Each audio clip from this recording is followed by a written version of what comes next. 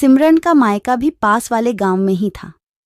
मायका और ससुराल दोनों ही आसपास के गांव में थे, इसलिए सिमरन अक्सर ही अपने मायके का चक्कर लगाती रहती थी। कुछ दिनों तक तो सब ठीक ठाक चलता रहा, लेकिन महीना बीतते बीतते सिमरन और उसकी सास में खटपट होने लगी। सिमरन की सास को सिमरन का हर दूसरे दिन मायके जाना पसंद नहीं था। वह कहती, सिमरन सुनो, शादी के बाद ससुराल ही तेरा असली घर है। तू हर दूसरे दिन मायके जाएगी तो तेरे पति का और मेरा ख्याल कौन रखेगा। समय बीतने के साथ साथ सास बहू के संबंध सुधरने की बजाय और भी बिगड़ने लगे थे। सिमरन अपने मायके जाने की आदत से बाज नहीं आ रही थी और सासू माँ उसे हर बात पर रोकने से नहीं मानती थी। एक दिन तो नौबत मारपीट तक आ गई। पति घर पर नहीं था, सास बहू में खूब हाथापाई हो गई। जब पड़ोसियों ने आकर बीच बचाव किया, तब कहीं जाकर मामला शांत हुआ। गुस्से में आकर सिमरन अपने मायके चली गई। उसने सोच लिया था कि अब जो भी हो जाए वह अपनी सास से बदला लेकर ही रहेगी। यही सोचकर वह अपनी मायके गांव में एक वेद के पास पहुंची। सिमरन ने वेद से कहा, वेद जी, मैं अपनी सास से बहुत परेशान हूं। मैं जो भी काम करती हूं उसे वह अच्छा ही नहीं लगता। मेरे हर काम में कमी निकालना और मुझे ताने मारना, बस यही उसे आता है। सिमरन ने बोलना जारी रखा, वेद जी, आप किसी भी तरह मुझे उस चुड़ैल जैसी सास से छुटकारा दिलवा दो बस। सिमरन बहुत गुस्से में थी। वेद जी बोले, बेटी, क्योंकि तुम्हारे पिता मेरे बहुत ही करीबी और बहुत ही खास दोस्त थे, इसीलिए मैं तुम्हारी मदद जरूर करूंगा, पर तुम्हें एक बात का खास ध्यान रखना होगा। मैं जैसा कहूंगा ठीक वैसा ही करना, वरना तुम मुसीबत में फंस जाओगी। सिमरन बोली, आप फिक्र ना करें, जैसा आप बताएंगे मैं बिल्कुल वैसा ही करूंगी, बिना किसी गलती के। आप तो बस मुझे उपाय बताइए।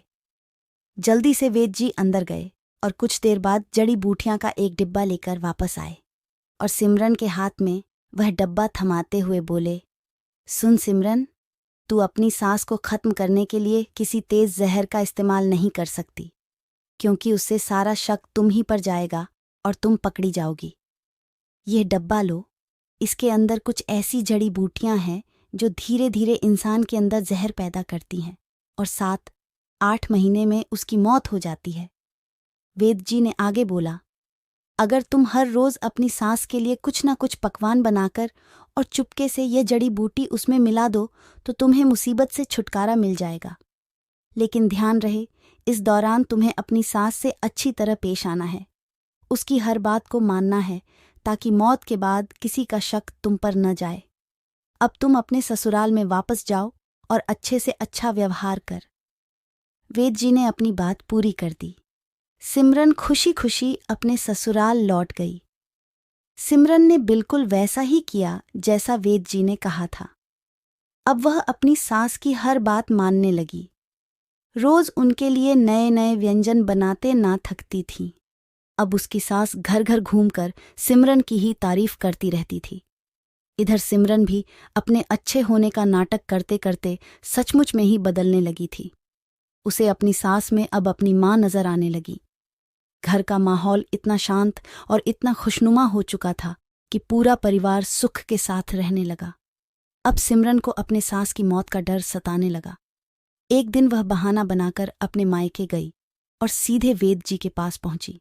सिमरन ने कहा, वेद जी, मेरी मदद कीजिए। अब मैं अपनी सास को मारना नहीं चाहती। वह तो एकदम बदल गई है और मुझे बहुत ही प्यार करने लगी है।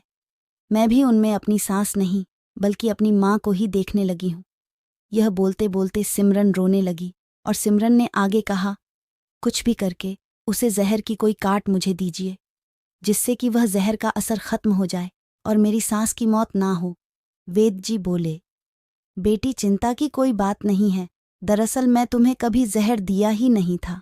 उस डिब्बे में तो बस साधारण सी जड़ी बूटियां ही थीं, जिसका कोई नुकसान नहीं होता। जहर तो बस तुम्हारे नजरिए में था।